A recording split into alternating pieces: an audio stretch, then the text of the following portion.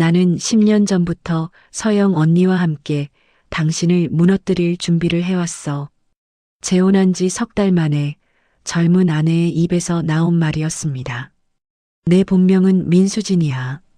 20년 전 당신 아버지가 죽인 하청업체 사장 딸. 그 순간 재벌회장 강태준의 심장이 멈췄습니다.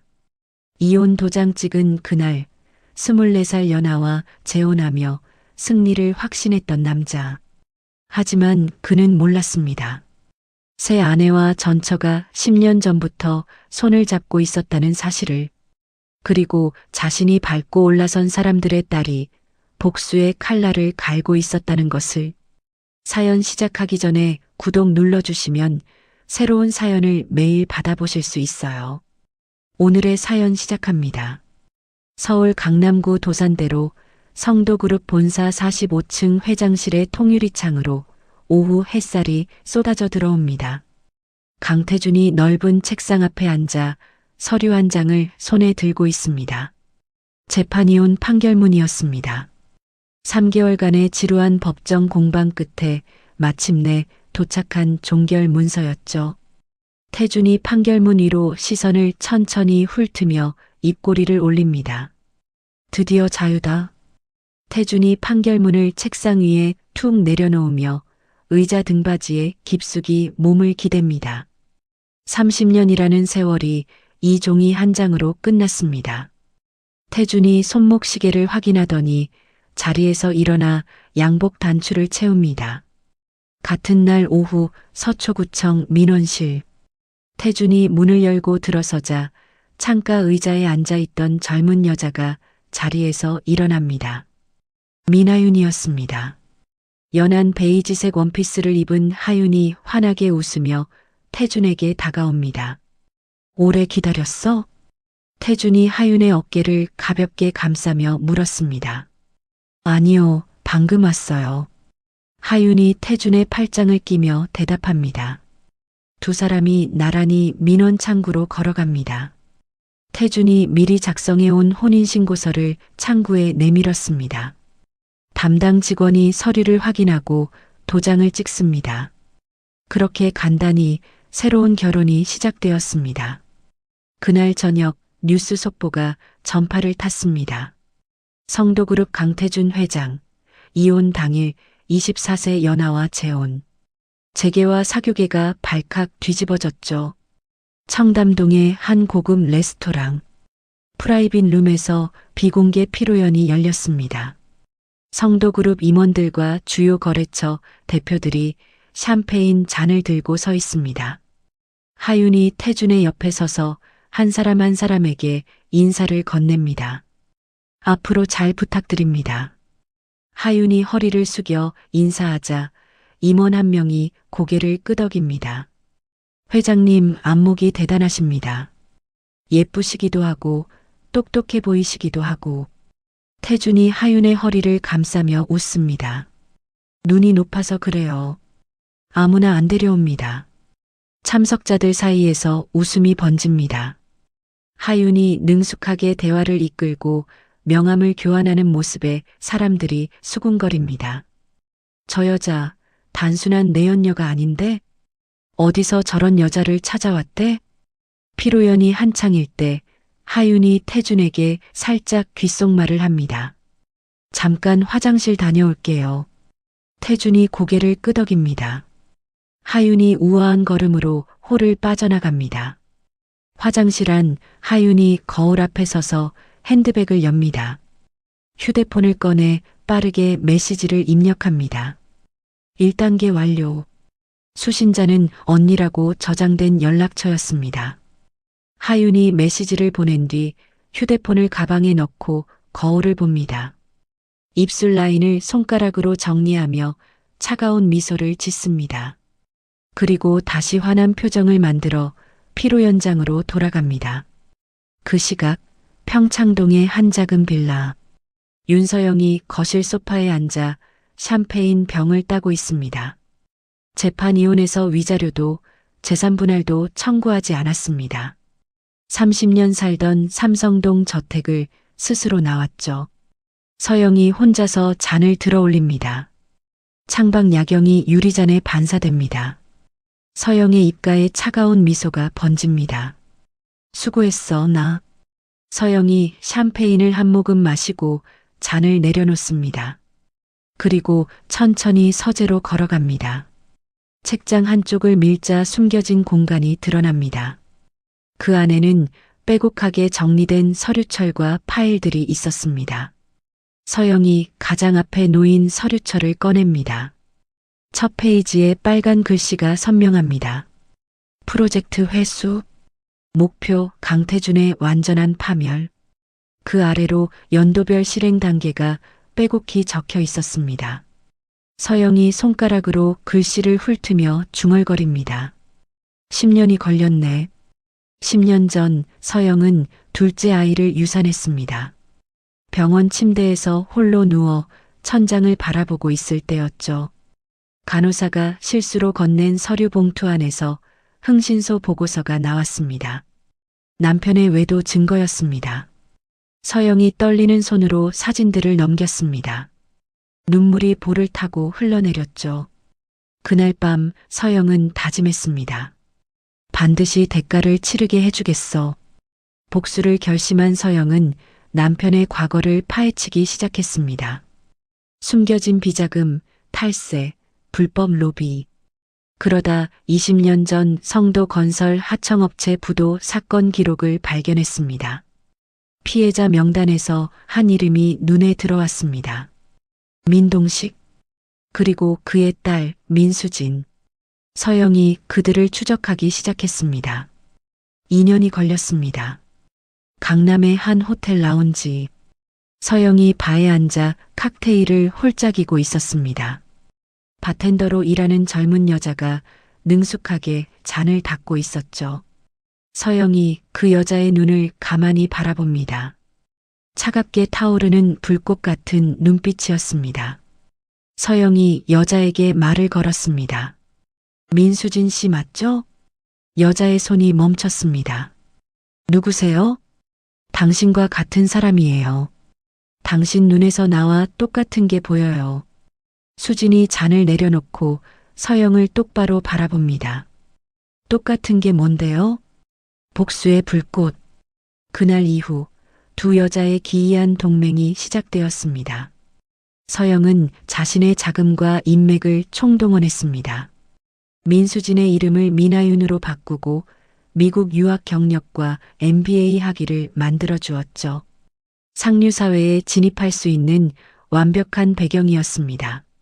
재혼 직후 열린 첫 이사회. 태준이 자리에서 일어나 발언합니다. 오늘 안건 하나 추가하겠습니다. 내 아내 민하윤을 성도래저 비상임이사로 선임하는 건입니다. 회의실 안이 술렁입니다. 원로 이사 몇 명이 인상을 찌푸립니다. 하지만 태준이 강하게 밀어붙였고 안건은 통과되었습니다. 이사회가 끝난 뒤 40년 경력의 사회이사 한정수가 태준에게 다가옵니다. 회장님, 한 말씀 드려도 되겠습니까? 뭔데요, 한 이사님? 저 여자 신원조회는 해보셨습니까? 경력도 그렇고 갑자기 나타난 것도 그렇고. 태준이 손을 들어 한정수의 말을 끊습니다. 영감님, 내 여자 일에 참견하지 마시오. 한정수가 씁쓸한 표정으로 고개를 숙이고 회의실을 나갑니다. 며칠 뒤 성도그룹 상무 박중호가 회장실 문을 두드립니다. 회장님, 잠시 시간 되십니까? 들어와. 박중호가 서류 봉투를 들고 들어옵니다. 하윤 사모님 신원조회 결과입니다. 혹시 몰라서 제가 따로. 태준이 서류를 보지도 않고 손을 내젓습니다. 필요 없어. 하지만 회장님, 한 번만 확인해 보시. 태준이 서류 봉투를 집어들더니 그대로 쓰레기통에 던져넣습니다. 내가 필요 없다고 했어. 나가봐. 박중호가 입술을 깨물며 고개를 숙입니다. 알겠습니다. 박중호가 회장실을 나섭니다. 복도를 걸으며 뒤를 돌아봅니다. 그리고 다시 회장실 앞으로 돌아가 문 앞에서 잠시 망설입니다. 태준이 자리를 비운 틈을 타 안으로 들어가 쓰레기통에서 서류 봉투를 꺼냅니다. 불길한 예감이 가시지 않았습니다. 박중호가 서류를 양복 안주머니에 넣고 발걸음을 옮깁니다. 몰디브의 한 수상 빌라. 신혼여행 중인 태준과 하윤이 테라스에서 바다를 바라보고 있습니다. 태준이 하윤의 손을 잡으며 말합니다. 여기 좋지? 네, 정말 좋아요. 하윤이 미소 짓습니다. 그날 새벽 태준이 깊이 잠든 사이 하윤이 침대에서 조용히 일어납니다. 욕실로 들어가 문을 잠그고 휴대폰을 꺼냅니다. 암호화된 메시지를 보냅니다. 그는 아침마다 1시간씩 수영을 합니다. 저녁에는 와인을 2잔 이상 마시고요. 금고 비밀번호는 결혼기념일입니다. 평창동 빌라에서 서영이 메시지를 확인합니다. 꼼꼼히 읽은 뒤 수첩에 기록합니다. 그리고 다음 페이지를 넘깁니다. 거기에는 이렇게 적혀 있었습니다. 10년 계획의 이막이 시작됐다. 재혼 2달이 지난 어느 날 아침, 태준이 회장실 책상 앞에 앉아 보고서를 읽고 있습니다. 문이 벌컥 열리며 박중호가 들어옵니다. 얼굴이 하얗게 질려 있었습니다. 회장님, 큰일 났습니다. 뭔데 그래? 인천 송도 복합단지 입찰 기밀이 유출됐습니다. 한강건설 쪽에서 우리 견적을 다 알고 있다고 합니다. 태준이 보고서를 탁 내려놓습니다. 뭐라고? 내부에 스파이가 있는 것 같습니다. 태준이 자리에서 벌떡 일어납니다. 주먹으로 책상을 내리치며 소리칩니다. 당장 전 임원 통신 기록 조사해. 누가 이 짓을 했는지 반드시 찾아내. 알겠습니다. 박중호가 고개를 숙이고 회장실을 나섭니다. 복도를 걸으며 박중호가 미간을 찌푸립니다. 조사를 맡은 박중호는 유출 경로를 추적하기 시작했습니다. 며칠 밤을 새우며 서버 기록을 뒤졌죠. 그러다 이상한 점을 발견합니다. 문제의 문서가 성도레저 공유 서버를 통해 외부로 전송된 기록이 있었습니다. 성도레저의 비상임의사는 하윤이었습니다. 박중호가 모니터 앞에서 손을 멈춥니다. 설마 증거가 확실하지 않았습니다. 회장의 새 부인을 의심한다는 것이 부담스러웠죠. 박중호가 의자에 등을 기대며 한숨을 내쉽니다. 그리고 예전에 회수해둔 신원조의 서류가 떠올랐습니다. 금고에서 서류를 꺼내 다시 펼칩니다. 하윤의 개명 전 이름 민수진. 박중호가 그 이름을 검색하기 시작합니다. 검색 결과가 화면에 뜹니다. 민수진의 아버지는 민동식. 20년 전 성도건설 하청업체 사장이었습니다. 대금 미지급으로 부도가 났고 그 직후 스스로 목숨을 끊었죠. 박중호가 화면을 바라보며 중얼거립니다. 이건 손이 떨려 마우스를 제대로 잡을 수 없었습니다. 한편 그 시각 서울 시내의 한 고급 호텔 라운지 윤서영의 대리인 최재민 변호사가 성도그룹 주요 주주 한 명과 마주 앉아 있습니다. 최재민이 서류 봉투를 테이블 위에 올려놓습니다. 이건 태준 회장 체제의 리스크 분석 보고서입니다. 한번 읽어보시죠. 주주가 봉투를 열어 서류를 꺼냅니다. 눈이 점점 커집니다. 이게 사실입니까? 모두 확인된 내용입니다. 앞으로 어떤 일이 벌어질지 모릅니다. 미리 대비하시는 게 좋을 겁니다. 최재민이 명함을 내밀며 말합니다. 연락 기다리겠습니다. 최재민은 서영의 대학 동기였습니다. 한때 서영을 짝사랑했던 인물이기도 했죠. 10년 전 서영이 복수를 결심했을 때 법률 자문을 자처하며 지금까지 그림자처럼 보좌해왔습니다. 며칠 뒤 서울 청담동의 한 찻집. 서영이 창가 자리에 앉아 차를 마시고 있습니다. 문이 열리며 한 여자가 들어옵니다. 태준의 둘째 여동생 강미란이었습니다. 언니, 오래 기다리셨어요? 미란이 서영의 맞은편에 앉으며 말합니다. 아니, 나도 방금 왔어. 서영이 미소 지으며 대답합니다. 미란이 한숨을 쉬며 가방을 내려놓습니다. 오빠한테 또 무시당했어요. 조카들 지분 관리 좀 하고 싶다고 했더니 뭐라고 했는지 알아요? 뭐라고 했는데? 여자가 무슨 경영이냐 그러더라고요. 내가 바보도 아니고. 미란이 목소리를 높입니다. 눈시울이 붉어지고 있었죠. 서영이 미란의 손을 가만히 잡아줍니다. 미란아, 내 마음 이해해. 나도 30년 동안 그 말 들으면서 살았어. 언니는 어떻게 그걸 견뎠어요? 견딘 게 아니야. 그냥 참은 거지. 미란이 서영의 눈을 바라봅니다. 서영의 눈에서 묘한 빛이 스쳐 지나갔습니다. 미란이 서영의 손을 꼭 잡으며 말합니다. 언니, 앞으로 자주 만나요. 언니랑 얘기하니까 마음이 좀 풀리네요. 서영이 부드럽게 웃습니다. 속으로는 다른 생각을 하고 있었죠. 이 관계를 나중을 위한 포석으로 활용하기로 마음먹습니다. 성도그룹 창립 40주년 기념 만찬.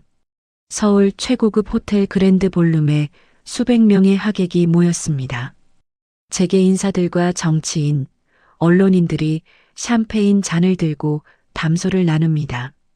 하윤이 태준의 팔짱을 끼고 입장합니다. 처음으로 공식 석상에 안주인으로 등장하는 순간이었죠. 사람들의 시선이 일제히 하윤에게 쏠립니다. 저 여자가 새 사모님이래. 출신이 어디라더라? 수군거리는 소리가 여기저기서 들려옵니다. 하윤이 완벽한 미소를 유지하며 하객들에게 인사합니다. 태준이 하윤의 허리를 감싸며 자랑스럽게 사람들을 소개합니다. 만찬이 한창일 때 한 여자가 하윤에게 다가옵니다. 사교계 여왕으로 불리는 오정아였습니다. 서영의 오랜 친구이기도 했죠. 사모님, 처음 뵙겠습니다. 오정아가 샴페인 잔을 들며 말합니다. 안녕하세요. 하윤이 고개를 숙여 인사합니다. 그런데 사모님은 어느 집안이세요? 아버님은 뭐 하시는 분이고요? 오정아가 눈을 가늘게 뜨며 묻습니다. 하윤의 얼굴이 순간 창백해집니다. 주변 사람들의 시선이 집중됩니다. 하윤이 잠시 입술을 깨물다가 여유롭게 웃으며 대답합니다. 저희 아버지는 일찍 돌아가셨어요. 변변찮은 집안이지만 저는 제 힘으로 여기까지 왔습니다. 오정아가 잠시 하윤을 바라보다가 고개를 끄덕입니다. 그렇군요. 대단하시네요. 오정아가 돌아서며 입꼬리를 올립니다. 하윤이 그 자리를 넘겼지만 손에 들린 샴페인 잔이 미세하게 떨리고 있었습니다. 그날 밤 삼성동 저택 욕실. 하윤이 거울 앞에 서서 자신을 바라봅니다. 화려한 드레스를 입은 모습 뒤로 21살의 민수진이 보이는 것 같았습니다. 아버지 장례식 날 검은 상복을 입고 영정 사진 앞에 서 있던 자신. 하윤이 주먹을 불끈 쥡니다. 반드시 다음 주 월요일 아침. 태준이 회장실에서 커피를 마시고 있을 때 비서가 급히 들어옵니다. 회장님, 국세청에서 연락이 왔습니다. 국세청? 성도 건설에 대한 세무조사를 예고 없이 통보해 왔습니다. 태준이 커피잔을 탁 내려놓습니다. 뭐, 내가 관리해둔 라인이 있는데 왜 갑자기? 태준이 당장 전화기를 집어들고 여기저기 연락을 돌립니다. 평소 같으면 한 통화로 해결됐을 일이었죠. 하지만 이번에는 어떤 통로도 작동하지 않았습니다. 태준이 전화기를 내려놓으며 이를 악뭅니다. 뭐가 어떻게 된 거야? 세무조사 배후에는 서영의 외삼촌이 있었습니다. 전직 국세청 고위 간부로 퇴직 후에도 후배들에게 영향력을 행사할 수 있는 위치에 있었죠. 서영의 부탁을 받아 태준을 겨냥한 특별조사를 성사시킨 것이었습니다. 세무조사가 진행되는 동안 성도그룹 주가가 15% 급락합니다. 증권가에서 긴급 보고서가 올라옵니다. 정체불명의 투자자가 장외에서 성도그룹 지분을 조용히 매집하고 있다는 내용이었습니다. 태준이 보고서를 읽으며 손으로 이마를 짚습니다. 누군가 나를 노리고 있어. 태준이 증권사 임원에게 전화를 겁니다. 그 투자자가 누군지 당장 알아내. 하지만 답은 실망스러웠습니다. 투자자는 홍콩, 싱가포르, 영국령 버진 아일랜드를 거치는 복잡한 지배구조 뒤에 숨어 있었습니다. 실체를 전혀 알 수 없었죠. 위기감이 고조되자 태준은 한 달 전부터 품어왔던 의심을 행동으로 옮기기 시작합니다. 하윤의 서재를 몰래 뒤지고 통화 기록을 확인합니다. 비서를 불러 조용히 지시합니다. 사모님 동선을 매일 보고해. 네, 알겠습니다. 같은 시각 박중호는 자신이 수집한 하윤의 과거 자료를 정리하고 있었습니다. 서류 가방에 자료를 넣고 회장실로 향합니다. 이번에는 반드시 보고하려고 마음먹었죠. 지하 주차장으로 내려가는 순간 검은 승합차가 박중호 앞에 멈춰섭니다. 차 문이 열리며 정체불명의 남자 3명이 뛰어내립니다. 박중호가 뒤로 물러서려 하지만 이미 늦었습니다. 남자들이 박중호의 입을 막고 차 안으로 끌어들입니다. 성남시 외곽의 폐공장. 박중호가 의자에 묶여 있습니다. 앞에 선 남자가 사진 한 장을 박중호의 얼굴 앞에 들이밉니다. 박중호의 동생과 조카들 사진이었습니다. 민하윤에 대해 알아낸 거 다 말해. 박중호가 이를 악뭅니다. 당신들 누구야? 말 안 하면 가족이 위험해질 거야. 3일간의 감금 끝에 박중호는 모든 것을 토해냈습니다. 풀려난 박중호가 비틀거리며 회사로 돌아옵니다. 온몸에 멍이 든 채 인사팀에 사표를 제출합니다. 태준이 박중호를 불러 추궁합니다. 중호야, 3일 동안 어디 있었던 거야? 무슨 일이야? 박중호가 고개를 숙인 채 대답합니다. 죄송합니다, 회장님. 저는 더 이상 회사에 있을 수 없습니다. 뭔 소리야? 30년을 함께 했는데. 박중호가 아무 말 없이 돌아섭니다. 그날로 인천공항에서 베트남행 비행기에 오릅니다. 태준이 공항으로 달려갔지만 박중호는 이미 출국장을 통과한 뒤였습니다. 다음 날 태준이 박중호의 사무실 금고를 열어봅니다.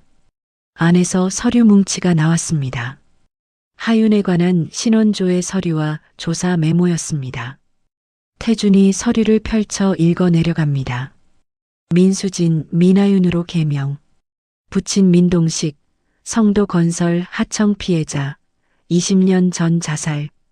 태준의 얼굴에서 핏기가 사라집니다. 손이 떨려 서류를 제대로 잡을 수 없었습니다. 태준이 의자에 털썩 주저앉으며 중얼거립니다. 이게 뭐야? 태준이 한참을 그 자리에 앉아 있다가 천천히 일어섭니다. 서류를 양복 안주머니에 넣으며 눈을 가늘게 뜹니다. 아직 추궁하면 안 돼. 더 확실한 증거가 필요해. 태준이 비서를 불러 조용히 지시합니다. 사설 탐정 알아봐. 하윤의 과거 8년 행적과 현재 교류 관계 전부 조사해오라고 해. 박중호가 사라진 지 2주가 지났습니다. 성도그룹 임시 이사회가 소집되었습니다. 회의실에 임원들이 모여 앉아 웅성거리고 있었죠. 태준이 자리에 앉아 서류를 넘기고 있을 때 회의실 문이 열립니다. 낯선 남자가 들어섭니다. 단정한 양복에 날카로운 눈빛을 가진 중년 남자였습니다. 실례합니다. 저는 에릭 리라고 합니다. 남자가 유창한 한국어로 인사합니다. 임원들이 고개를 돌려 그를 바라봅니다. 태준이 눈을 가늘게 뜨며 묻습니다. 당신 누구요? 여기가 어디라고 함부로 들어와? 에릭이 미소 지으며 명함을 내밉니다. 홍콩계 투자회사 대표입니다. 저와 연합 투자자들이 성도그룹 지분 28%를 확보했습니다. 회의실 안이 술렁입니다. 임원들이 서로 얼굴을 마주 봅니다. 태준이 자리에서 벌떡 일어납니다. 28%? 그게 무슨 소리야? 장외에서 조용히 매집했습니다. 합법적으로요. 에릭이 서류 뭉치를 테이블 위에 올려놓습니다. 오늘 제가 이 자리에 온 이유는 간단합니다. 경영 투명성 강화를 위한 이사회 개편을 요구하러 왔습니다. 태준이 서류를 집어들고 훑어봅니다. 손이 미세하게 떨리고 있었습니다. 에릭 리는 MIT 금융공학 박사 출신이었습니다. 월스트리트에서 기업 해체 전문가로 악명이 높았죠. 태국에서 섬유회사를, 말레이시아에서 건설회사를 인수한 뒤 각각 수천 명의 직원을 해고했습니다. 연금, 기금까지 빼돌린 전력이 있는 냉혈한 사업가였습니다. 이사회가 끝난 후 태준이 비서를 불러 지시합니다. 에릭 리 배우를 캐. 누가 돈을 댔는지 알아내. 조사 결과가 며칠 뒤 올라왔습니다. 하지만 투자회사의 실소유자는 겹겹이 위장된 페이퍼 컴퍼니 뒤에 숨어 있었습니다. 모든 흔적이 영국령 버진 아일랜드에서 끊겼죠. 추적이 불가능했습니다. 그 무렵 서영은 평창동 빌라 서재에서 하윤에게서 온 메시지를 확인하고 있었습니다. 에릭 리가 한국에 들어왔다는 소식이었죠. 서영이 고개를 갸웃거립니다. 에릭 리라. 내가 접촉한 적 없는데? 서영은 에릭에게 직접 연락한 적이 없었습니다. 하윤이 서영 몰래 에릭에게 성도그룹 취약점 분석 자료를 팔아넘긴 것이 그가 한국 시장에 뛰어든 계기였죠. 서영은 그 사실을 아직 모르고 있었습니다. 설상가상으로 공정거래위원회가 성도그룹 조사에 착수합니다. 일감 몰아주기와 계열사 부당 지원 혐의였습니다.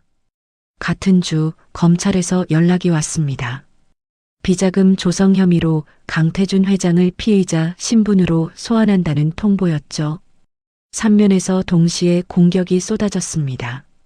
검찰 소환장을 받은 날 저녁, 태준이 삼성동 저택 서재에 홀로 앉아 있습니다. 벽에 걸린 액자를 바라봅니다. 30년 전 창업 당시 사진이었죠. 젊고 패기 넘치던 자신의 모습이 담겨 있었습니다. 태준이 사진을 가만히 응시하며 중얼거립니다. 이렇게 무너지는 건가? 두려움이 밀려왔습니다. 하지만 동시에 도끼가 치밀어 올랐죠.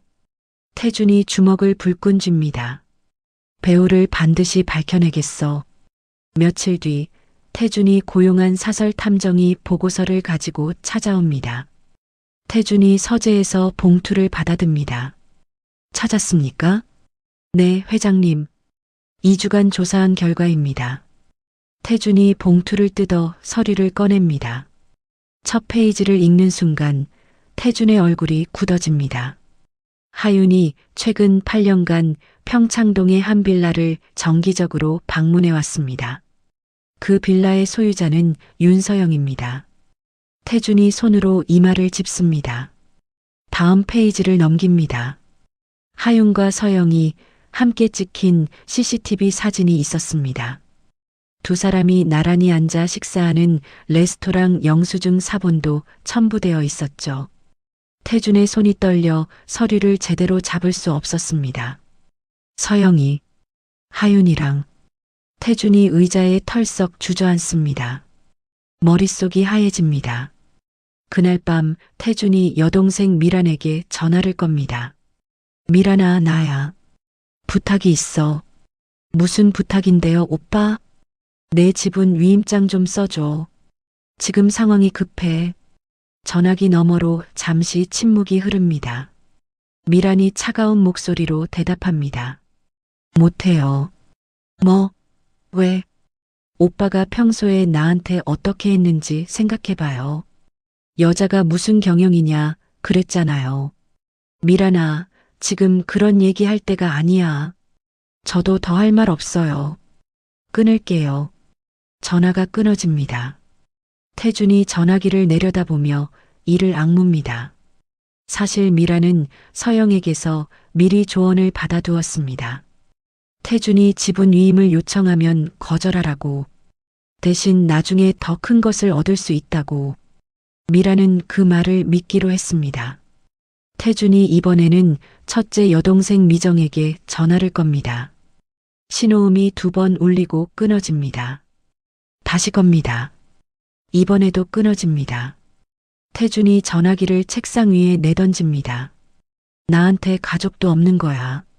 재혼 때 미정에게 했던 말이 떠올랐습니다. 내 인생에 참견하지 마. 그 말에 상처받은 미정이 등을 돌린 것이었죠. 그날 밤 태준이 서재에서 하윤을 부릅니다. 탐정 보고서와 박중호의 조사 자료를 책상 위에 펼쳐놓고 기다립니다. 문이 열리고 하윤이 들어옵니다. 부르셨어요? 하윤이 웃으며 다가옵니다.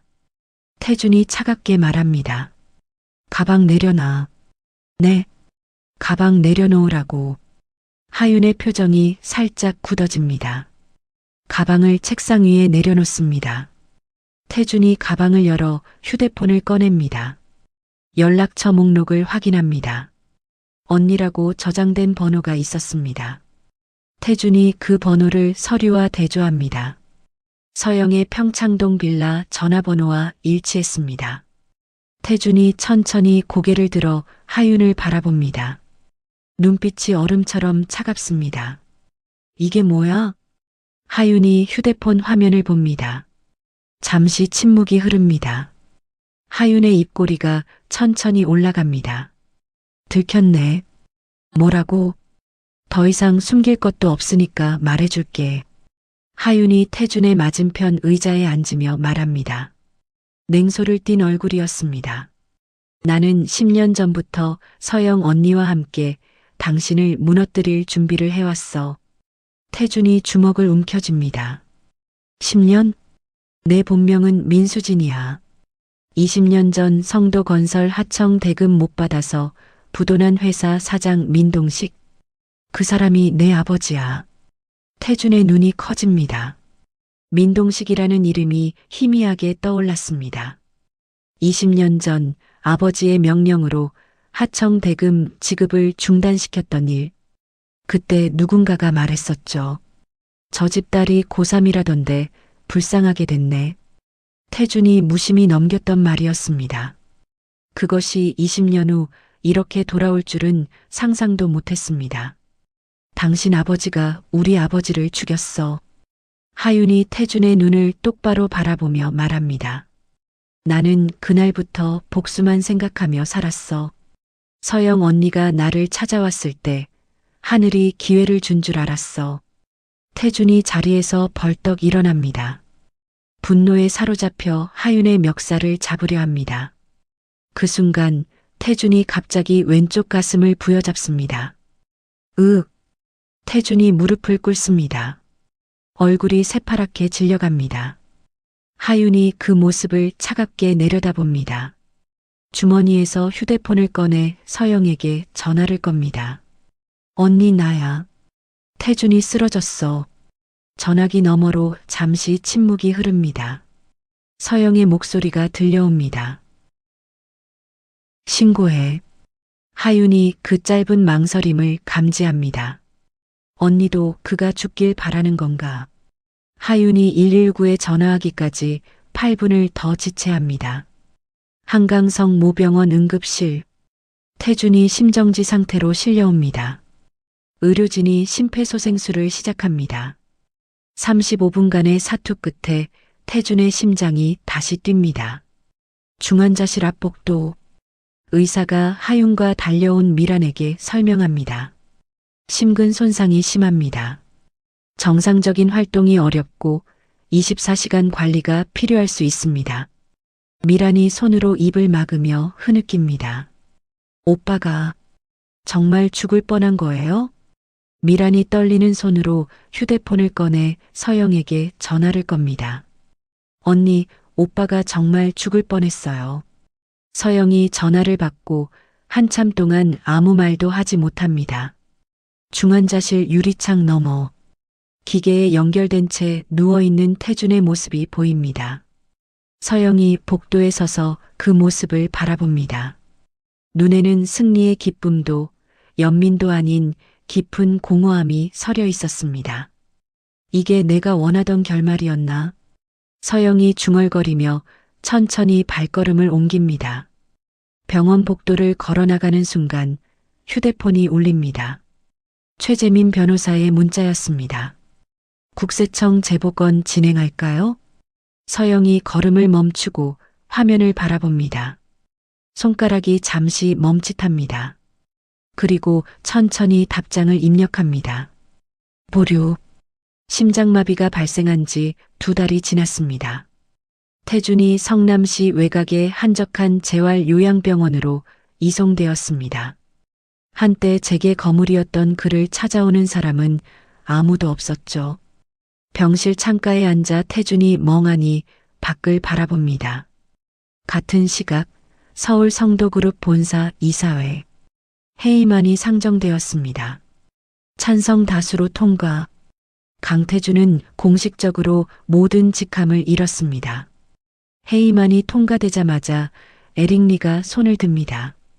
임시경영위원회 구성을 제안합니다. 서영도 자리에서 일어납니다.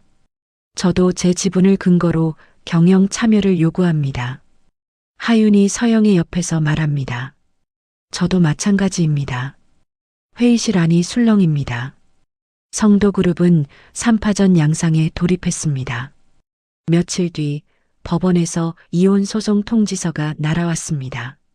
하윤이 태준의 남은 개인 재산 절반을 요구했죠. 검찰 수사까지 겹쳐 태준의 계좌는 대부분 동결되었습니다. 병원비조차 밀리기 시작했습니다. 요양병원 원무과에서 전화가 왔습니다. 강태준 환자분, 원장실로 와주시기 바랍니다. 태준이 지팡이를 짚고 천천히 원장실로 향합니다.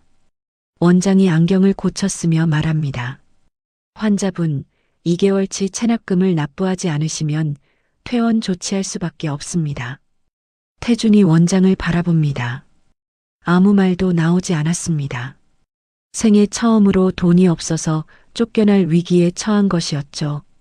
일주일만 시간을 주십시오. 태준이 겨우 그 말을 내뱉고 원장실을 나섭니다. 복도를 걸으며 손으로 벽을 짚습니다. 다리에 힘이 풀렸습니다. 며칠 뒤 새로운 간병인이 배정되었습니다. 젊은 여자가 병실 문을 열고 들어옵니다. 단정한 머리에 수수한 차림이었죠. 안녕하세요. 오늘부터 간병을 맡게 된 정수아입니다. 태준이 고개를 돌려 그녀를 바라봅니다. 정수아. 어디서 들어본 이름이었습니다. 태준이 눈을 가늘게 뜨며 묻습니다. 정수아? 혹시 정대식이랑 관계가 있어? 수아가 잠시 멈칫합니다. 네. 정대식이 제 아버지입니다. 태준의 얼굴이 굳어집니다. 정대식?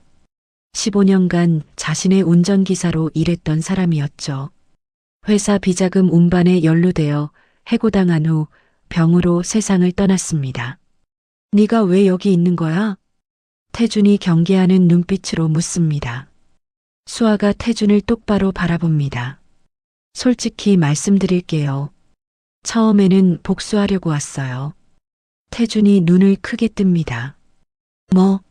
아버지가 억울하게 해고당하고 얼마 안 돼서 돌아가셨거든요. 그래서 회장님을 원망했어요. 수아가 담담하게 말합니다. 태준이 아무 말 없이 수아를 바라봅니다. 그런데 수아가 잠시 말을 멈춥니다. 제가 처음 병실에 들어왔을 때 회장님 모습이 제가 상상했던 것과 너무 달랐어요. 뭐가 달랐는데? 저는 오만하고 거만한 사람을 예상했거든요. 근데 기계에 연결된 채 창밖만 바라보고 계시더라고요. 마치 이미 모든 걸 잃은 사람처럼. 태준이 고개를 돌려 창밖을 바라봅니다. 아무 말도 하지 않았습니다. 수아는 첫 주 동안 최소한의 간병만 했습니다. 필요한 것만 챙겨주고 말을 거의 하지 않았죠. 태준도 수아에게 말을 걸지 않았습니다. 어느 날 새벽 수아가 병실 소파에서 쪽잠을 자고 있었습니다. 신음소리에 눈을 뜹니다. 태준이 침대에서 몸을 뒤척이고 있었습니다. 이마에 식은땀이 맺혀 있었죠. 미안하다. 미안하다. 태준이 잠꼬대를 합니다. 얼굴이 고통스럽게 일그러져 있었습니다. 수아가 그 모습을 가만히 지켜봅니다. 이 사람 이미 자기만의 지옥에 있구나. 수아가 속으로 중얼거립니다. 복수를 해야 할지 말아야 할지 혼란스러웠습니다. 일주일이 지났습니다. 수아가 태준에게 물컵을 건네며 말합니다. 제가 누군지 이미 아시잖아요. 왜 간병인 교체를 요청 안 하세요? 태준이 물을 한 모금 마시고 대답합니다. 교체해봤자 달라질 게 뭐 있어. 어차피 나한테 원한 있는 사람이 한둘이 아닐 텐데. 수아가 잠시 태준을 바라봅니다. 아버지가 돌아가시기 전에 그러셨어요. 뭐라고? 그분도 사람인데 언젠가 힘들 때가 오면 도와드려라. 그러셨어요. 태준이 수아를 바라봅니다. 눈빛이 흔들리고 있었습니다. 그리고 수아가 잠시 말을 멈춥니다. 지금 회장님을 보니까 아버지 말씀이 맞았던 것 같아요. 복수해봤자 저만 더러워질 것 같아서요. 태준의 눈시울이 붉어집니다. 고개를 돌려 창밖을 바라봅니다. 어깨가 미세하게 떨리고 있었습니다. 한편 그 시각 서울. 서영과 하윤 사이에 균열이 생기고 있었습니다. 서영의 평창동 빌라 거실에서 두 사람이 마주 앉아 있습니다. 하윤아, 우리 목표는 태준을 끌어내리는 것이었어. 그건 달성했잖아. 서영이 차분하게 말합니다. 그런데요? 에릭 리한테 계열사 매각하는 건 안 돼. 10,000명 직원을 길바닥에 내앉히는 거야. 하윤이 코웃음을 칩니다. 언니는 결국 재벌 마누라로 30년 살아서 져들 편인 거죠? 그게 무슨 소리야? 나는 저 회사가 어떻게 되든 상관없어요. 내 목만 챙기면 돼요. 서영이 하윤을 바라봅니다. 8년간 딸처럼 키워온 여자였습니다. 그런데 지금 눈앞에 하윤은 낯설었습니다. 하윤아, 우리가 그러려고 10년을 준비한 게 아니잖아. 언니 생각이랑 내 생각이 다른 거예요. 그것뿐이에요. 하윤이 자리에서 일어납니다. 저 갈게요. 하윤이 문을 열고 나갑니다. 서영이 빈 소파를 바라보며 한숨을 내쉽니다. 며칠 뒤 서울 시내의 한 호텔 라운지. 에릭 리가 하윤과 마주 앉아 있습니다. 제 제안을 들어보시겠습니까?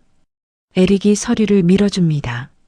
서영을 몰아내면 매각 대금의 20%를 드리겠습니다. 하윤이 서류를 집어듭니다. 숫자를 확인합니다.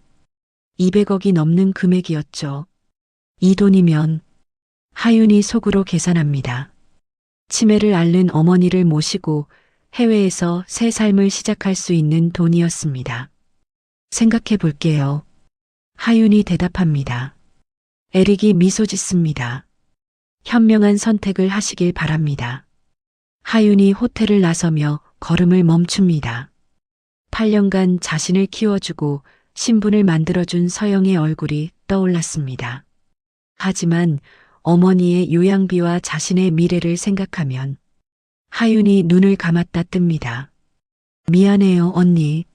서영이 에릭과 하윤의 미래 소식을 전해 들은 것은 며칠 뒤였습니다. 최재민 변호사가 급히 찾아왔습니다.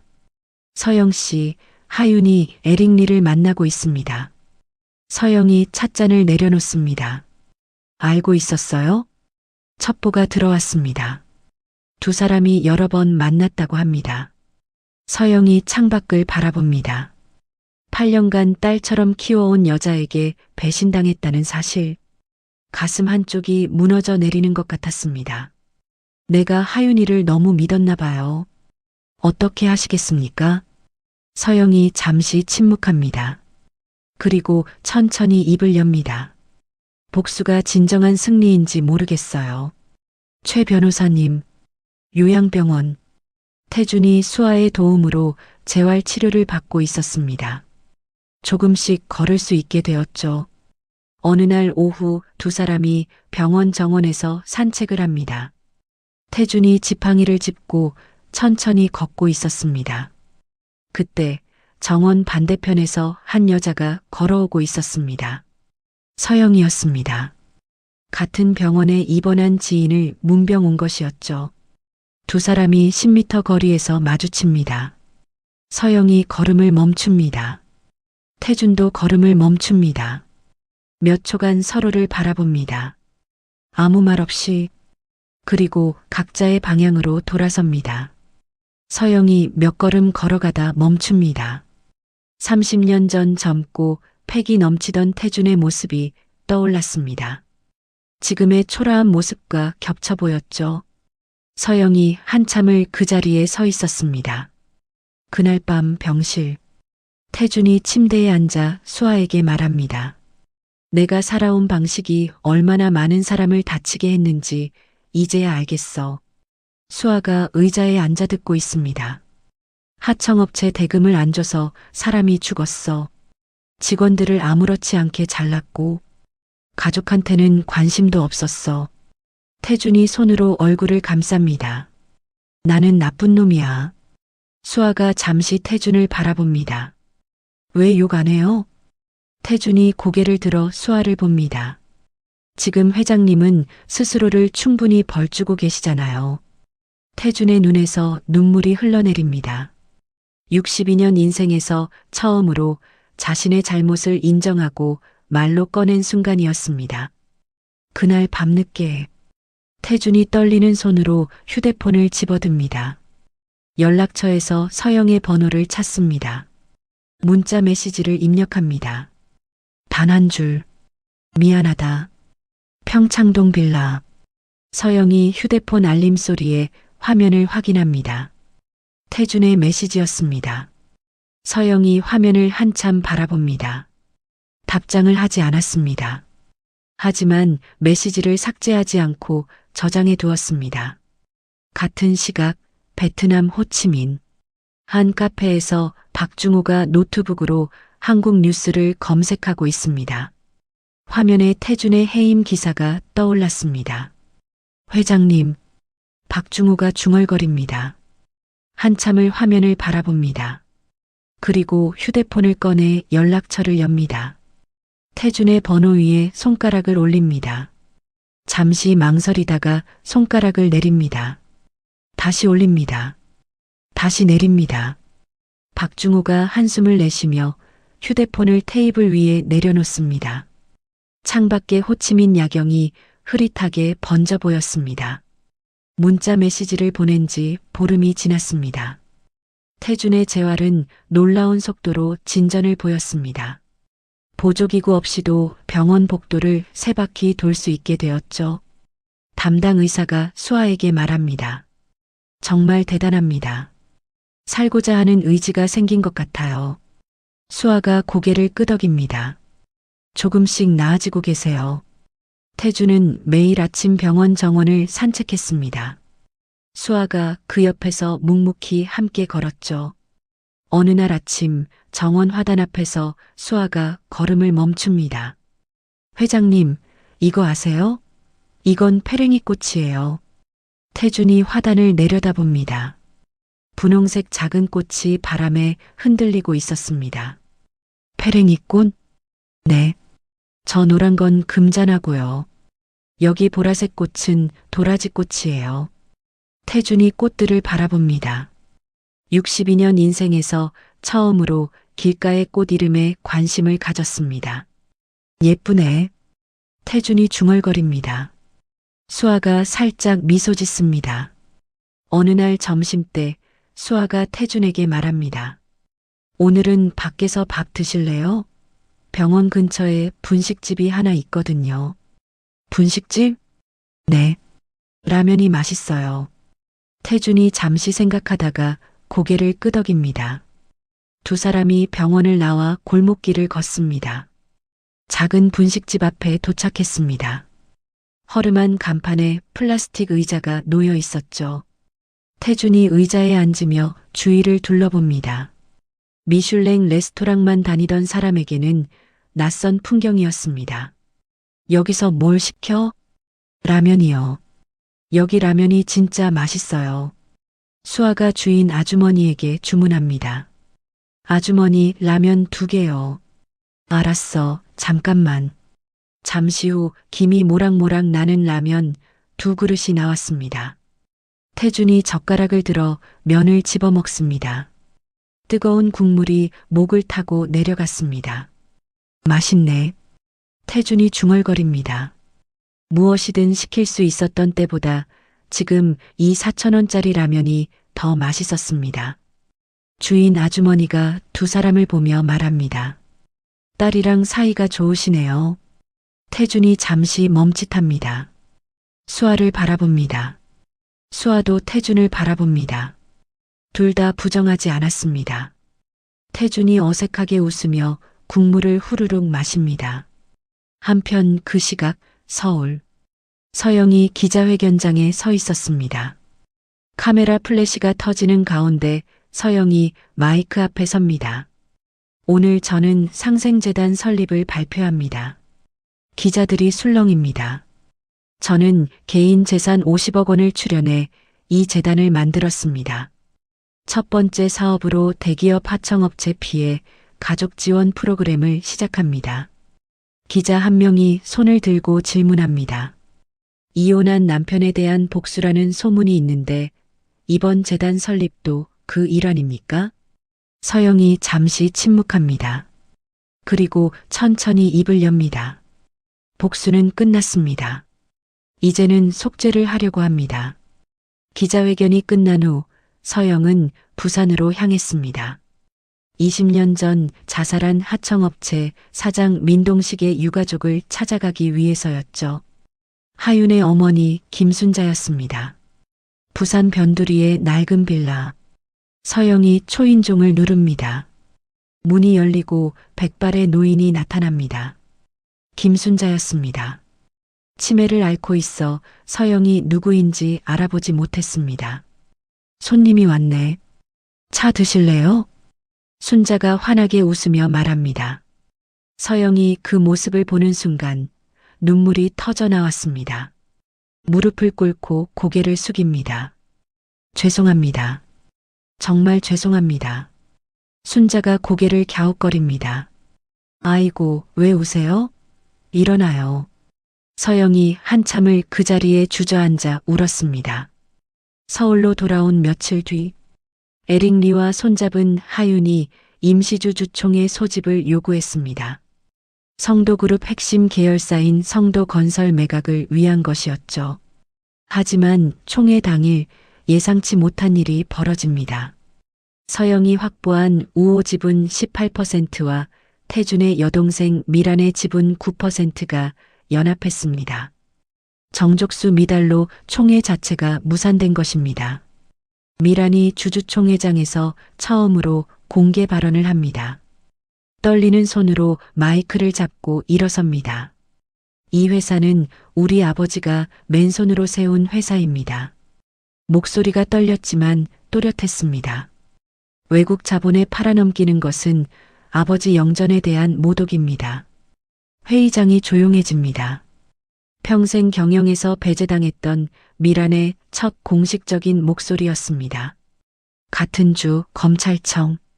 태준이 수아와 함께 자진 출석합니다. 검찰 건물 앞에서 태준이 잠시 멈춰섭니다. 긴장돼요? 수아가 묻습니다. 아니, 오히려 마음이 편해. 태준이 대답하고 건물 안으로 들어갑니다. 조사실에서 태준이 담당 검사와 마주 앉습니다. 강태준 씨 혐의를 인정합니까? 네. 전부 인정합니다. 검사가 눈을 크게 뜹니다. 비자금 조성, 분식회계, 하청업체 대금 미지급. 전부요? 네.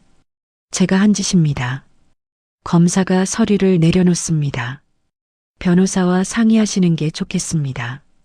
전면 자백은 형량에. 태준이 손을 들어 검사의 말을 끊습니다. 줄여달라는 게 아닙니다. 이건 제가 60년 인생에서 처음으로 스스로 선택한 책임입니다. 검사가 잠시 태준을 바라봅니다. 그리고 고개를 끄덕입니다. 알겠습니다. 피해자 배상 계획은 있습니까? 남은 재산 전부를 피해자 배상에 쓰겠습니다. 조사가 끝나고 태준이 검찰 건물을 나섭니다. 수아가 입구에서 기다리고 있었습니다. 기자들이 달려와 카메라를 들이댑니다. 플래시가 터집니다. 강태준 전 회장님, 한 말씀 해주십시오. 태준이 카메라를 바라보며 담담하게 말합니다. 이제야 사람답게 살아보려 합니다. 그날 저녁 뉴스톱으로 보도되었습니다. 인터넷에서는 반응이 엇갈렸죠. 재벌의 반성쇼다. 아니, 저 정도면 진정한 참회 아니야? 며칠 뒤 피해자 가족 3명이 인터뷰를 했습니다. 강태준이 직접 찾아와서 무릎 꿇고 사과했어요. 진심으로 뉘우치는 것 같았습니다. 여론이 서서히 태준 쪽으로 기울기 시작했습니다. 평창동 빌라. 서영이 거실 소파에 앉아 뉴스를 보고 있었습니다. 태준이 검찰 앞에서 인터뷰하는 장면이 나왔습니다. 서영이 리모컨을 내려놓고 서랍으로 걸어갑니다. 서랍을 열어 낡은 사진 한 장을 꺼냅니다. 30년 전 결혼식 사진이었습니다. 젊고 패기 넘치던 태준의 얼굴. 서영이 손가락으로 사진 속 태준의 얼굴을 쓰다듬습니다. 내가 복수한 건 저 사람이 아니라 변해버린 그 사람의 껍데기였을지도 몰라. 서영이 중얼거리며 한참을 멍하니 앉아 있었습니다. 요양병원. 퇴원을 앞둔 태준이 병실에서 짐을 정리하고 있습니다. 수아가 옆에서 돕고 있었죠. 태준이 짐을 멈추고 수아를 바라봅니다. 수아야. 네. 내가 어디서 살든 함께 해줄 수 있겠어? 수아가 손을 멈춥니다. 태준을 바라봅니다. 잠시 침묵이 흐릅니다. 생각할 시간을 주세요. 그래. 천천히 생각해. 환자분이 아니라 한 사람으로 알아가고 싶어요. 그러려면 시간이 필요해요. 태준이 고개를 끄덕입니다. 완전한 승낙은 아니었지만 가능성의 문은 열려 있었습니다. 그날 밤 수아의 작은 원룸. 아버지 정대식의 영정사진 앞에 수아가 앉아 있습니다. 향에 불을 붙이며 중얼거립니다. 아버지, 저 이상한 거 맞죠? 원수의 손을 잡으려 하다니. 영정사진 속 아버지가 웃고 있었습니다. 수아가 한참을 앉아 있다가 다시 말합니다. 근데 아버지라면 이해하셨을 것 같아요. 수아가 향을 꽂고 두 손을 모읍니다. 같은 시각 서울 시내의 한 호텔. 에릭리가 하윤과 마주 앉아 있습니다. 에릭의 표정이 굳어 있었습니다. 주주총회가 무산됐어. 서영 때문이야. 하윤이 고개를 숙입니다. 제가 더 노력할게요. 노력? 그런 걸로 안 돼. 에릭이 서류를 테이블 위에 던집니다. 서영의 과거 불법 행위 증거를 조작해서 검찰에 고발하는 거야. 그러면 그녀가 법적 궁지에 몰리고 지분을 헐값에 넘기게 될 거야. 하윤이 서류를 바라봅니다. 증거 조작? 그건 범죄였습니다. 생각해 볼게요. 생각할 시간 없어. 지금 당장 결정해. 하윤이 눈을 감습니다. 8년간 자신을 키워준 서영의 얼굴이 떠올랐습니다. 하지만 치매 걸린 어머니 요양비와 자신의 미래. 하윤이 눈을 뜹니다. 알겠어요. 하죠. 그날 저녁 서영의 휴대폰에 문자 메시지가 도착합니다. 정체불명의 발신자였습니다. 당신이 시작한 복수의 진실을 세상에 알리겠다. 그리고 당신의 불법 자금 세탁 증거도 함께. 서영의 손이 떨리기 시작합니다. 10년간 쌓아온 모든 것이 무너질 수 있다는 공포가 밀려왔습니다. 서영이 즉시 최재민 변호사에게 전화를 겁니다. 최 변호사님 급해요. 우리 쪽 자금 흐름에 문제가 있었어요? 없습니다. 전부 합법적으로 처리했습니다. 그럼 이 협박 메시지는 뭐예요? 최재민이 잠시 침묵합니다. 누군가 조작하려는 것 같습니다. 방어 준비하겠습니다. 서영이 전화를 끊고 창밖을 바라봅니다. 서울의 야경이 흐릿하게 번져 보였습니다. 협박 메시지를 받은 다음 날 아침, 주요 인터넷 커뮤니티와 SNS에 폭로글이 동시다발적으로 올라옵니다. 제목은 전 재벌 부인의 복수극 전말이었습니다. 서영이 내연녀와 공모해 남편을 파멸시켰다는 내용이었죠. 조작된 해외 송금 내역까지 첨부되어 있었습니다. 순식간에 퍼져나갔습니다. 폭로글에는 녹음 파일도 첨부되어 있었습니다. 8년 전 서영과 하윤이 처음 만났을 때 나눈 대화였죠. 반드시 그를 무너뜨려야 해요. 서영의 목소리가 선명하게 담겨 있었습니다. 하윤이 첫 만남부터 몰래 녹음해둔 것이었습니다. 여론이 급격히 돌아섰습니다. 음모의 여왕, 독부, 서영에게 온갖 비난이 쏟아졌습니다. 상생재단에서 기업 후원자들이 대거 이탈했습니다. 재단 운영 자체가 위기에 처했죠. 서영의 평창동 빌라 앞에 기자들이 진을 쳤습니다. 초인종이 쉴 새 없이 울렸습니다. 일부 과격한 누리꾼들이 서영의 주소를 공유했습니다. 협박 메시지와 오물 배달이 쏟아졌죠. 서영이 생애 처음으로 자신의 안전이 위협받는 공포를 느꼈습니다. 최 변호사님, 저 어떡해요? 서영이 떨리는 목소리로 전화합니다. 일단 호텔로 피신하세요. 제가 경호 인력 배치하겠습니다. 서영이 가방 하나만 챙겨 빌라를 빠져나갑니다. 뒷문으로 나와 택시를 잡아탔습니다. 서울 시내의 한 호텔에 체크인합니다. 며칠 뒤 검찰에서 연락이 왔습니다. 에릭리의 로펌이 서영을 자금 세탁 혐의로 고발한 것이었습니다. 조작된 해외 송금 내역이 증거로 제출되었죠. 검찰이 서영을 참고인 자격으로 소환 통보했습니다. 하윤은 이 혼란을 틈타 에릭과 함께 지분 추가 매집에 나섭니다. 동요하는 소액주주들의 지분을 싸게 사들였죠. 보유 지분이 32%까지 올라갔습니다. 수아의 작은 오피스텔. 태준이 TV를 보고 있습니다. 뉴스에서 서영의 폭로 기사가 나오고 있었죠. 전 재벌 부인의 복수에 당한 찌질한 재벌. 과거 비리가 재조명되고 있습니다. 태준의 과거까지 다시 도마 위에 올랐습니다. 태준을 시간제 강사로 고용하려던 지역 학원에서 전화가 왔습니다. 죄송합니다. 여론이 좋지 않아서 채용을 철회하게 됐습니다. 네, 이해합니다. 태준이 담담하게 대답합니다. 전화를 끊고 한참을 창밖만 바라봤습니다. 수아가 말없이 다가와 따뜻한 율무차 한 잔을 내려놓습니다. 태준이 고개를 돌려 수아를 바라봅니다. 고마워. 드세요. 몸에 좋아요. 태준이 찻잔을 손에 감싸줍니다. 온기가 손끝으로 전해졌습니다. 며칠 뒤 태준이 서영이 묵고 있는 호텔을 찾아갑니다. 프런트에서 전화를 걸어 서영에게 알렸습니다. 강태준이라는 분이 찾아오셨는데요. 잠시 후 서영이 로비로 내려옵니다. 두 사람이 로비 한쪽 소파에 마주 앉습니다. 왜 왔어요? 서영이 차갑게 묻습니다. 이 상황을 함께 정리하고 싶어서. 함께? 당신이? 서영이 코웃음을 칩니다. 에릭리와 하윤에 대해 내가 아는 게 있어. 도움이 될 수 있어. 당신이 도와줄 처지가 아니잖아요. 그리고 당신 도움은 받고 싶지 않아요. 서영이 자리에서 일어섭니다. 돌아가세요. 태준이 아무 말 없이 고개를 숙입니다. 서영이 엘리베이터를 타고 올라갑니다. 객실로 돌아온 서영이 창밖을 바라봅니다.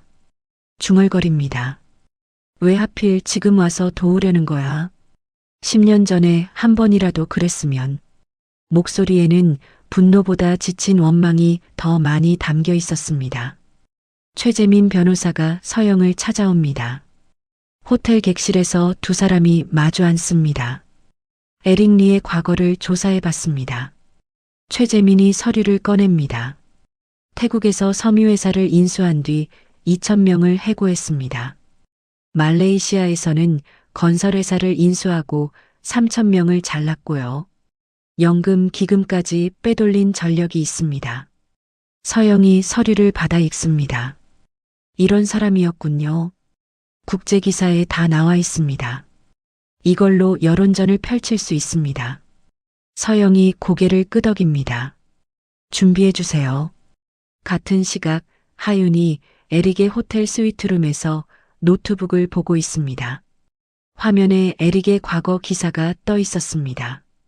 태국과 말레이시아에서 저지른 일들이 낱낱이 적혀 있었죠. 하윤의 얼굴이 굳어집니다.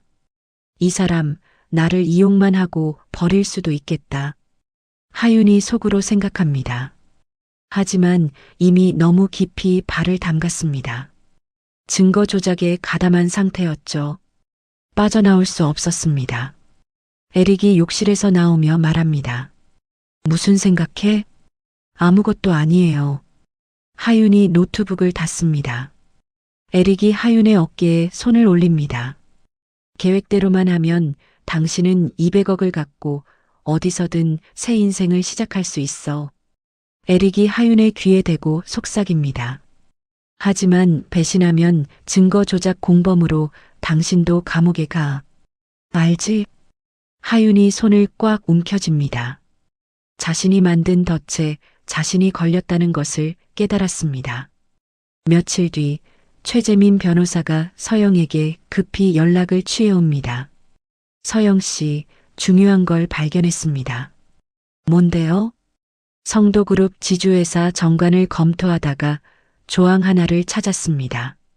최재민이 서류를 펼칩니다. 정관 제47조입니다. 창업주 직계 혈족이 보유하거나 위임한 지분에 대해서는 일정 조건 하에 의결권이 1.5배로 인정됩니다. 서영이 눈을 크게 뜹니다. 차등 의결권이요? 네. 창업주인 태준 아버지가 1980년대에 외부 적대적 인수에 대비해 삽입한 조항입니다. 당시에는 합법이었고 정관 개정이 이루어지지 않아서 여전히 유효합니다. 서영이 서류를 받아 읽습니다. 만약 태준에게 다른 직계 후손이 있다면 지분 싸움의 판도가 완전히 달라집니다. 서영이 잠시 생각에 잠깁니다. 그리고 최재민에게 말합니다. 태준을 만나야겠어요. 다음 날 서영과 최재민이 수아의 오피스텔을 찾아갑니다. 태준이 문을 열고 두 사람을 맞이합니다. 앉아요. 세 사람이 거실에 둘러앉습니다. 최재민이 정관 조항을 설명합니다. 태준이 서류를 읽으며 고개를 끄덕입니다. 이런 조항이 있었군.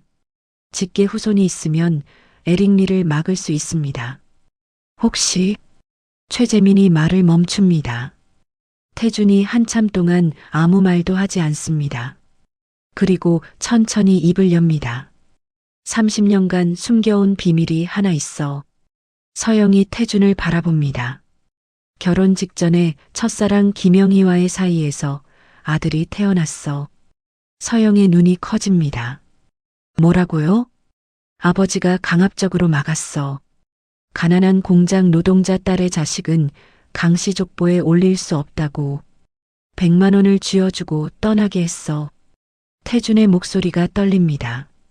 그 아이가 지금 어디서 뭘 하는지 전혀 몰라. 서영이 말을 잃습니다. 30년 결혼 생활 동안 한 번도 들어보지 못한 이야기였습니다. 잠시 침묵이 흐릅니다. 서영이 입을 엽니다.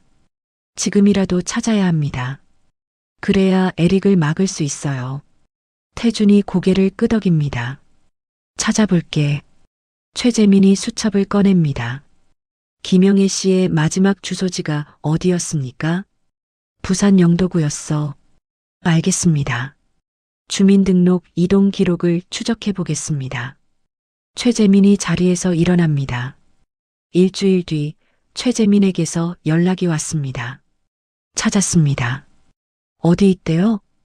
김영애 씨가 현재 부산 사하구에 거주하고 있습니다. 아들 이름은 강준혁. 호적에 등재되어 있습니다. 서영이 전화를 끊고 태준에게 말합니다. 찾았대요.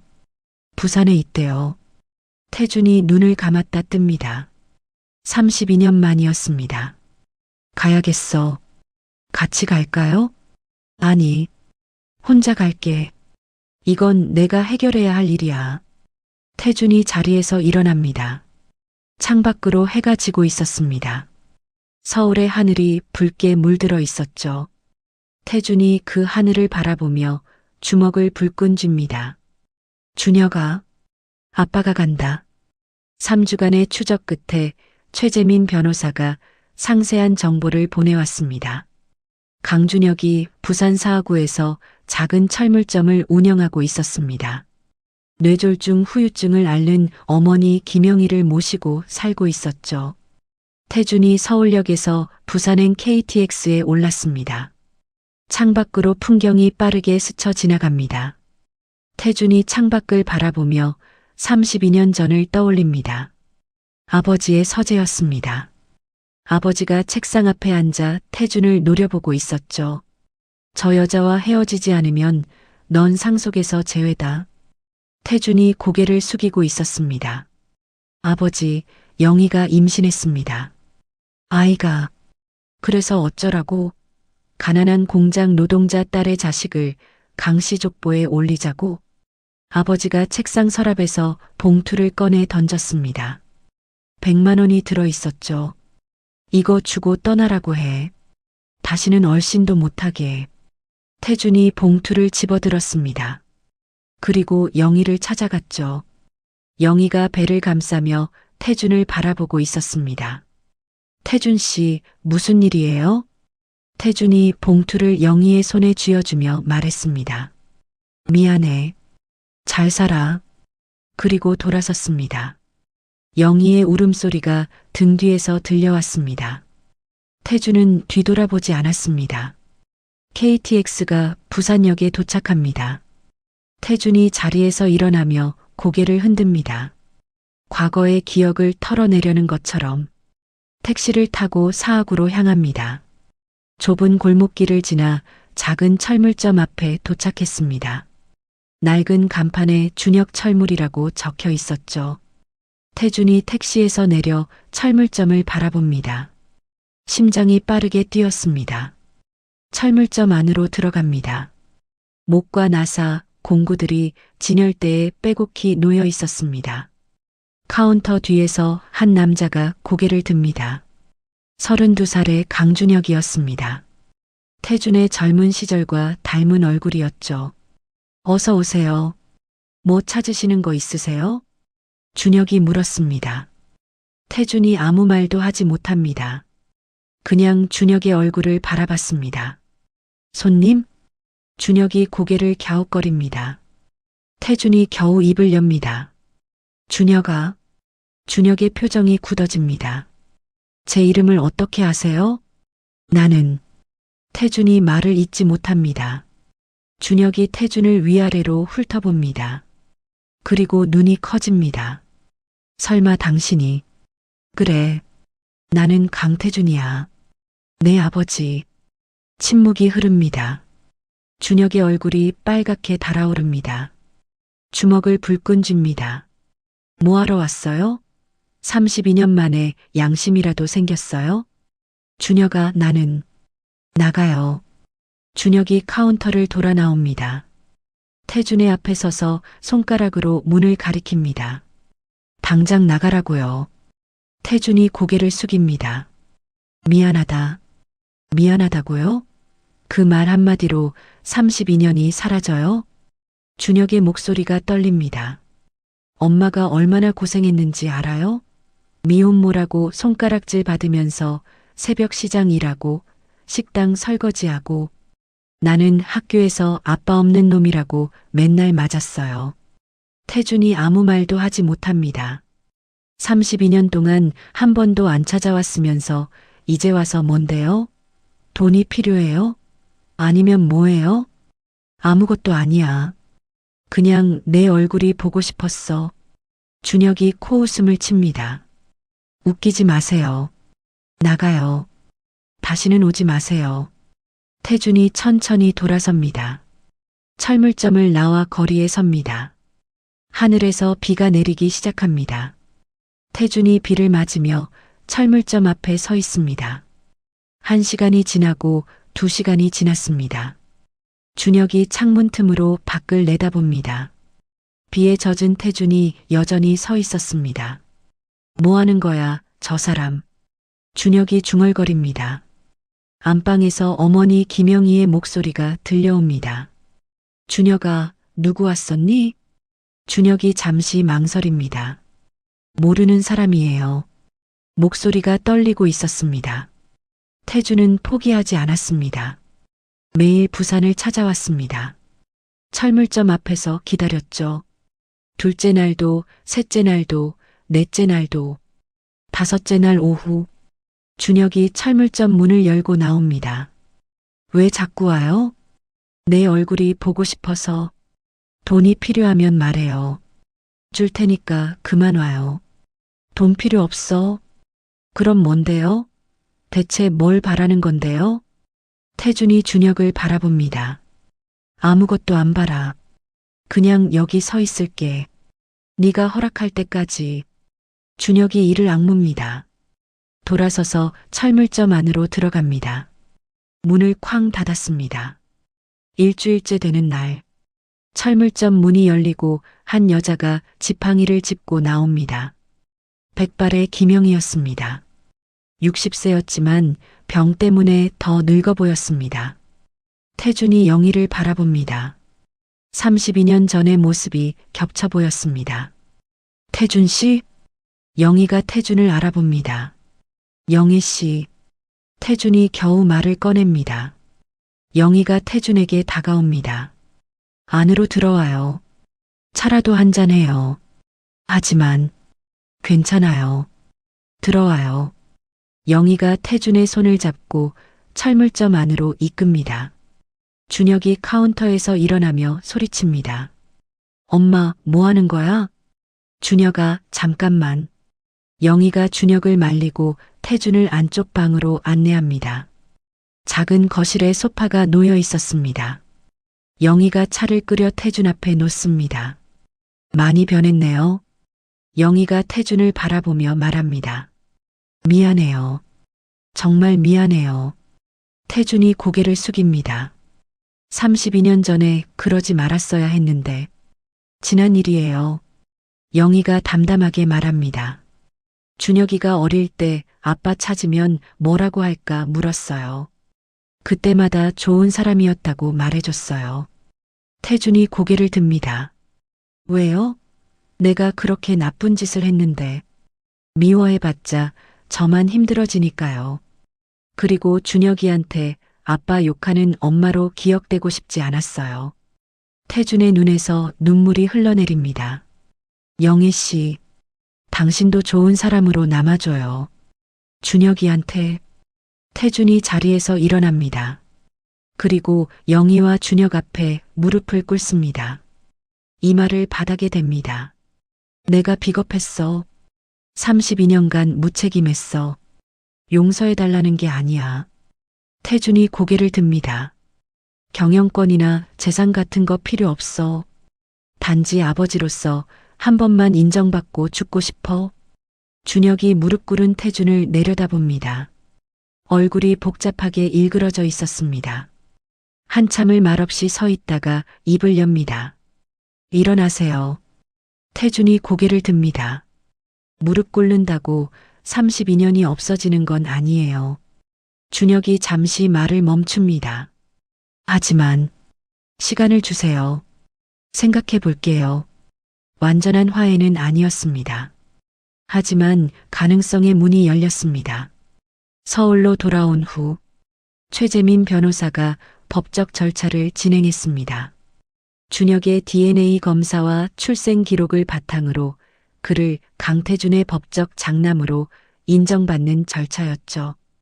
2개월간의 법적 검토 끝에 준혁은 성도그룹 정관상 차등 의결권을 행사할 자격을 갖춘 직계혈족으로 공식 등록되었습니다. 이 소식이 언론에 알려졌습니다. 에릭 리의 지분 32%는 차등 의결권이 적용된 준혁, 서영, 미란 연합의 실질 의결권 41%에 밀리게 되었습니다. 에릭의 인수 계획이 근본부터 흔들리기 시작했죠. 에릭이 급히 법률팀을 소집합니다. 차등 의결권 조항 무효 소송을 준비해. 하지만 법률팀의 대답은 부정적이었습니다. 정관이 적법하게 등기되어 있고 상법 개정 전에 설정된 조항이라 뒤집을 법적 근거가 없습니다. 에릭이 책상을 주먹으로 내리칩니다. 하윤은 배가 기울어가는 것을 감지했습니다. 에릭을 배신하고 검찰에 자수하기로 결심합니다. 변호사를 통해 자수 일정을 잡았죠. 하지만 에릭이 먼저 손을 썼습니다. 하윤이 검찰청으로 향하는 길에 형사들이 나타났습니다. 민하윤 씨, 증거 조작과 위증 혐의로 체포합니다. 하윤의 손목에 수갑이 채워집니다. 기자들이 달려와 카메라를 들이댑니다. 플래시가 터집니다. 1년 전 화려하게 재혼식을 올렸던 여자의 추락이었습니다. 검찰 조사실. 하윤이 검사와 마주 앉아 있습니다. 모든 것을 자백하겠습니다. 하윤이 입을 엽니다. 서영 언니와의 공모, 에릭과의 밀약, 증거 조작 가담. 전부요. 검사가 조서를 작성합니다. 동기는 뭐였습니까? 복수요. 20년 전 아버지가 성도 건설 때문에 돌아가셨어요. 저도 피해자였어요. 하지만 결국 가해자가 되었네요. 하윤이 고개를 숙입니다. 그리고 서영 언니는 나쁜 사람이 아니에요. 저를 8년간 진심으로 걱정해줬어요. 배신한 건 저예요. 검사가 그 진술을 조서에 그대로 기록합니다. 재판이 열렸습니다. 하윤에게 문서 위조, 위증, 배임 혐의로 징역 4년이 선고되었습니다. 하윤이 법정을 나섭니다. 복도에 서영이 서 있었습니다. 두 사람이 서로를 바라봅니다. 아무 말 없이 서영이 먼저 고개를 숙입니다. 우리 둘 다 잘못했어요. 하윤의 눈에 눈물이 맺힙니다. 언니 미안해요.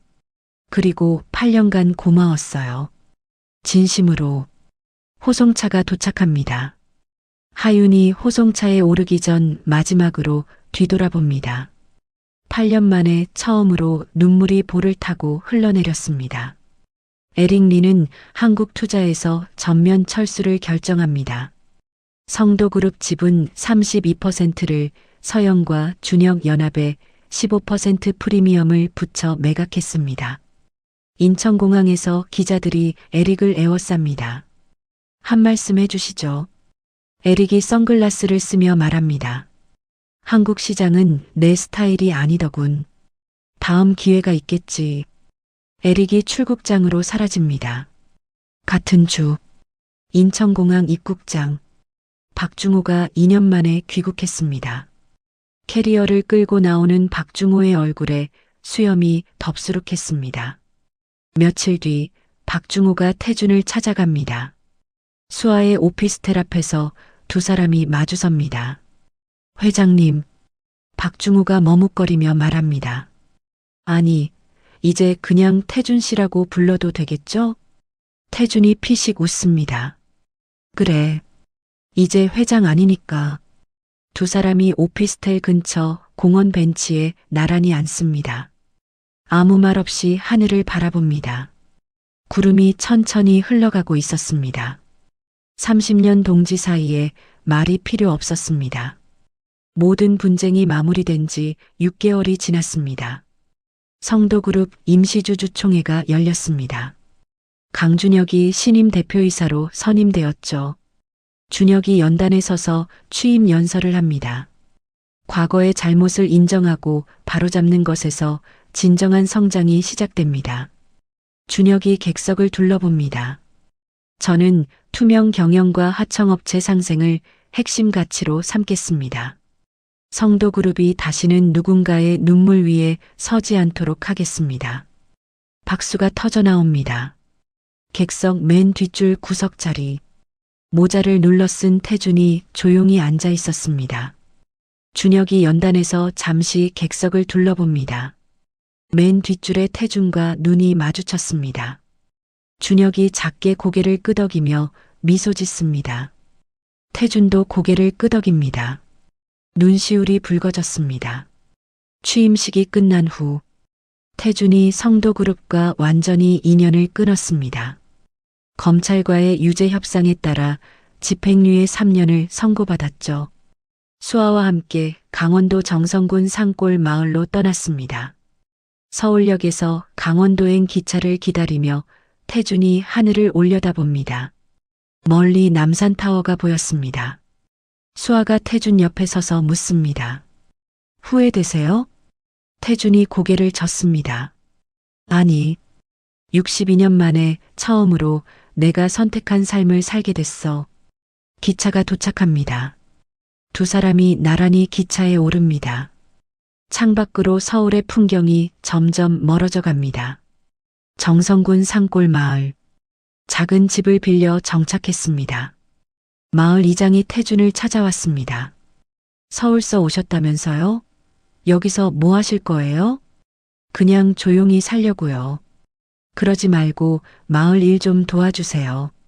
도서관에서 아이들 공부 가르쳐줄 사람이 필요한데. 태준이 잠시 생각합니다. 제가요? 네.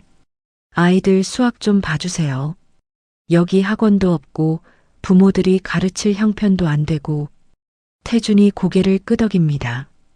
해볼게요. 마을 도서관. 작은 교실에 아이들 5명이 앉아 있습니다. 태준이 칠판 앞에 섭니다. 처음에는 어색했습니다. 아이들이 태준을 경계하는 눈빛으로 바라봤죠. 서울서 온 이상한 아저씨래. 아이들이 수군거립니다. 태준이 분필을 들고 칠판에 숫자를 씁니다. 자, 오늘은 분수 나눗셈을 배워볼 거야. 한 달이 지났습니다. 아이들이 달라졌습니다. 태준 선생님, 이거 어떻게 풀어요? 태준 선생님, 내일도 오세요? 아이들이 태준을 따르기 시작했습니다. 태준이 아이들의 머리를 쓰다듬으며 웃습니다. 62년 인생에서 처음 느끼는 보람이었습니다. 한편 서울. 서영이 상생재단 이사장직에 전념하고 있었습니다. 중소기업 파산 피해 가족 지원 사업을 본격화했죠. 첫 해에 47개 가정에 재기 자금과 심리 상담을 지원했습니다. 재단 사무실에서 서영이 직원에게 말합니다. 다음 달에 부산 출장 잡아줘요. 네, 무슨 일정이세요? 묘소 방문이에요. 매년 하윤 아버지 민동식의 기일에 서영은 부산 묘소를 찾았습니다. 첫 방문 때 서영이 묘비 앞에 무릎을 꿇었습니다. 향에 불을 붙이고 두 손을 모읍니다. 당신 딸과 제가 복수를 위해 손을 잡았습니다. 그 과정에서 딸도 저도 많이 망가졌어요. 죄송합니다. 서영이 1시간을 그 자리에 앉아 있었습니다. 복역 중인 하윤에게 서영은 매달 책을 보냈습니다. 처음 6개월간 하윤은 책을 펼쳐보지도 않았죠. 7개월째에 처음으로 답장이 왔습니다. 언니, 법학 검정고시 공부 시작했어요. 단 한 줄이었습니다. 서영이 편지를 읽으며 미소 짓습니다. 하윤은 교도소 내 독서 프로그램에 참여했습니다. 서영이 보낸 책 중 피해자 학개론이 하윤에게 새로운 방향을 제시해 주었죠. 출소하면 피해자 인권 변호사가 되겠어요. 하윤이 다음 편지에 그렇게 썼습니다. 준혁은 CEO로서 첫 해에 하청업체 상생 프로그램을 신설했습니다. 20년 전 부도로 무너진 협력사 후손들을 찾아 재기 자금과 취업 연계를 지원했죠. 아버지 세대가 저지른 잘못을 기업 차원에서 바로잡기 시작한 것이었습니다. 어느 날 준혁이 지원 대상자 명단을 검토하고 있었습니다. 한 이름 앞에서 펜을 멈춥니다. 김순자, 하윤의 어머니였습니다. 준혁이 잠시 생각에 잠깁니다. 그리고 결제 서류에 도장을 찍습니다. 이분도 피해자 가족이니까요. 요양원 비용 전액 지원해 주세요. 비서가 고개를 끄덕입니다. 알겠습니다. 태준의 여동생 미란이 준혁의 요청으로 그룹사회 공헌위원장을 맡았습니다.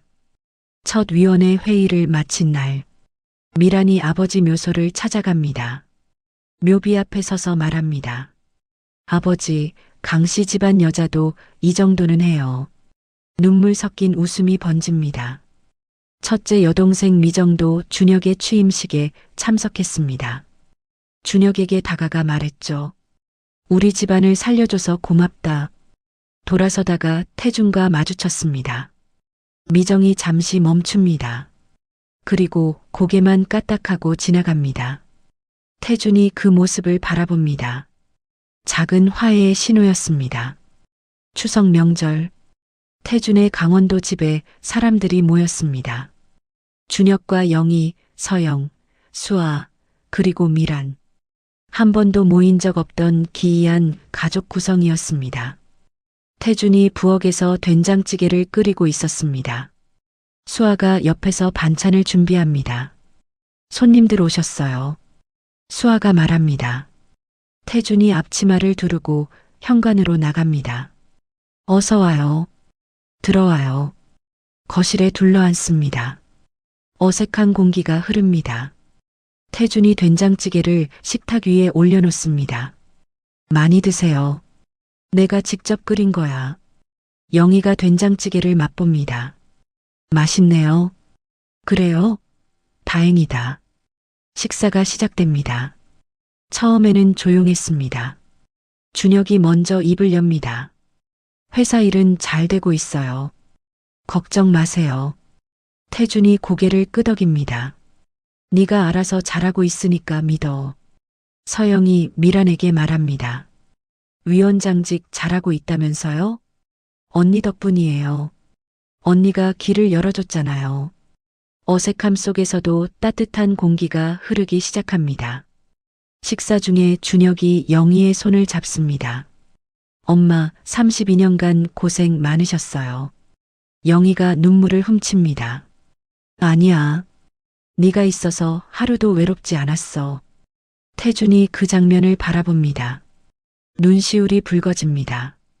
수아가 태준의 손을 살짝 잡아줍니다. 식사가 끝난 후 태준과 서영이 마당으로 나옵니다. 평상에 나란히 앉아 밤하늘을 바라봅니다. 별이 쏟아질 듯 빛나고 있었습니다. 30년 전에도 이렇게 별 봤었지.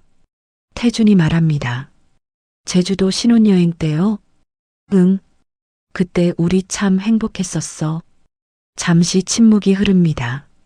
서영이 먼저 입을 엽니다. 용서는 못해요. 태준이 고개를 끄덕입니다. 알아. 하지만 이해는 해요. 태준이 서영을 바라봅니다.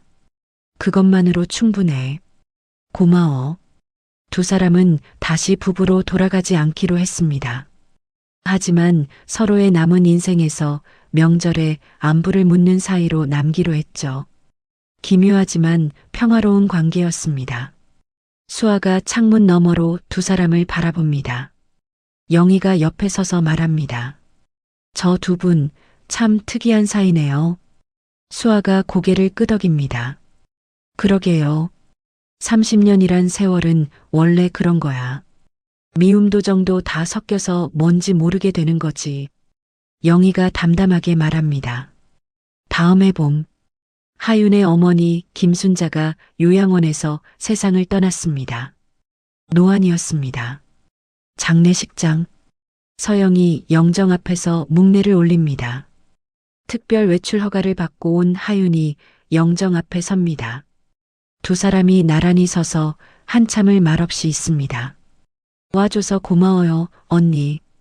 하윤이 속삭입니다. 당연한 거야. 서영이 하윤의 어깨에 손을 올립니다.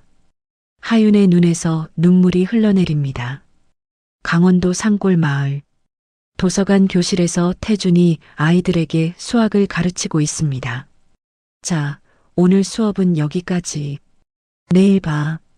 아이들이 인사하고 뛰어나갑니다. 안녕히 계세요, 태준 선생님. 태준이 손을 흔들어 줍니다. 교실에 혼자 남아 창밖을 바라봅니다. 첫눈이 내리고 있었습니다. 하얀 눈송이가 천천히 떨어집니다. 인생은 방정식처럼 답이 하나가 아니야. 태준이 중얼거립니다. 풀이 과정이 더 중요한 거야. 태준의 얼굴에 평온한 미소가 번집니다. 62년 인생에서 처음 보는 표정이었습니다. 창밖에서 발소리가 들려옵니다. 수아가 뛰어오고 있었습니다. 손에 무언가를 들고 있었죠. 태준이 창문을 엽니다. 수아야, 무슨 일이야? 수아가 숨을 고르며 태준 앞에 섭니다. 손에 든 것을 내밀었습니다. 임신 테스트기였습니다. 두 줄이 선명하게 나타나 있었죠. 이거. 태준의 눈이 커집니다. 수아가 웃으며 고개를 끄덕입니다. 우리 아기예요. 태준이 수아를 끌어안습니다. 눈물이 볼을 타고 흘러내립니다. 첫눈이 두 사람 위로 하얗게 내려앉습니다. 새로운 시작이었습니다. 62년 동안 오직 성공만을 향해 달려온 남자가 있었습니다. 그 과정에서 밟고 지나간 사람들이 얼마나 많았는지 그는 세어본 적도 없었죠. 하청업체 사장의 죽음도, 운전기사의 억울한 해고도, 아내의 눈물도 그에게는 그저 성공을 향한 길 위의 작은 돌멩이에 불과했습니다. 하지만 그 돌멩이들이 모여 산이 되었고 결국 그 산이 무너져 자신을 덮쳤습니다. 복수는 또 다른 복수를 낳았습니다. 서영도 하윤도 결국 복수의 끝에서 공허함만 남았죠. 누군가를 무너뜨리는 것으로는 진정한 승리를 얻을 수 없다는 것을 깨달았습니다. 그러나 이 이야기의 끝은 파멸이 아니었습니다. 용서하지 못해도 이해할 수 있다는 것. 32년이 지나도 아버지가 될 수 있다는 것. 원수의 손을 잡는 것이 더 큰 용기라는 것. 강원도 산골 마을의 작은 도서관에서 아이들에게 수학을 가르치는 한 남자. 그의 얼굴에는 62년 인생에서 처음 보는 평온한 미소가 번지고 있었습니다. 인생은 방정식처럼 답이 하나가 아닙니다. 어떤 풀이 과정을 선택하느냐가 더 중요한 것이죠. 여러분의 인생에도 아직 늦지 않은 새로운 풀이 과정이 있기를 바랍니다. 이야기를 끝까지 들어주신 분이 계시다면 잘 들었다고 댓글 하나만 남겨주세요. 감사합니다.